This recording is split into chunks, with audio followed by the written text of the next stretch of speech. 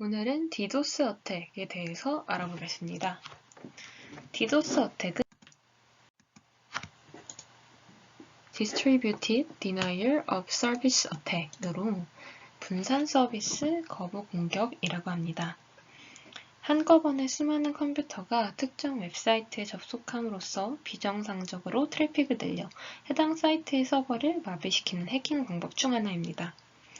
트래픽이 많이 발생할 때 서버가 분산하는 기능이 있는데 이를 무력화시킨다는 뜻에서 분산 서비스 거부 공격이라고 부릅니다.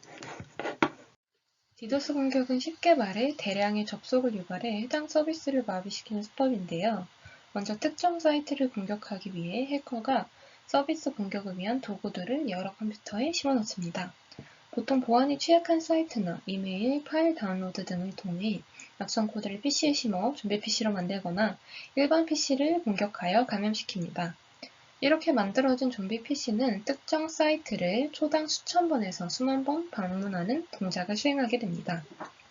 이렇게 목표 사이트의 컴퓨터 시스템이 처리할 수 없는 엄청난 분량의 패킷을 동시에 범람시킬 경우 네트워크의 성능 저하나 시스템의 마비를 가져옵니다.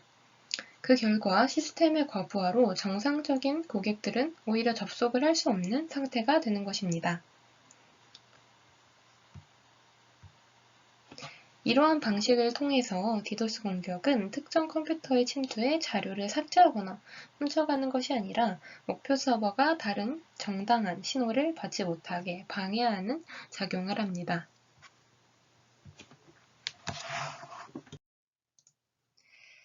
디도스 공격 사례로 공공기관이나 금융기업이 공격을 당해 소비자들이 서비스를 이용하지 못하고 피해를 입었다는 기사를 자주 접하셨을 것입니다.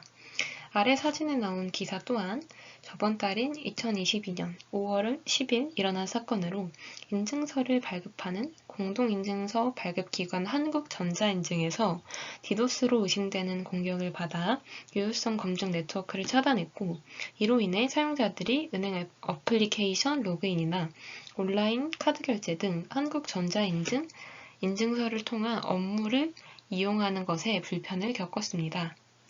하지만 최근에는 개인이나 중소기업의 디도스 공격으로 서비스를 마비시키고 이를 빌미로 협박을 하여 돈을 요구하는 범죄 행위도 늘어나고 있습니다. 아래 유튜브 사진이 삽입된 기사는 스트리밍을 통해 수입을 얻는 개인 크리에이터를 대상으로 디도스 공격을 하여 방송을 할 수 없게 만들고 돈을 요구했다는 10대의 사례를 보여줍니다. 그렇다면 우리는 이러한 디도스 공격에 대응하기 위해 어떤 방식을 취해야 할까요? 먼저 디도스 공격은 대부분 기업, 공공기관 같은 조직을 대상으로 행해지기 때문에 기업의 예방과 즉각적인 대응이 중요합니다. 첫 번째로 디도스 공격을 즉시 인지하고 조치할 수 있는 프로세스를 사전에 갖추어 철저히 대비하는 것입니다. 두 번째는 사용하지 않는 포트를 차단하고 IP 접근 환경을 관리하는 것입니다.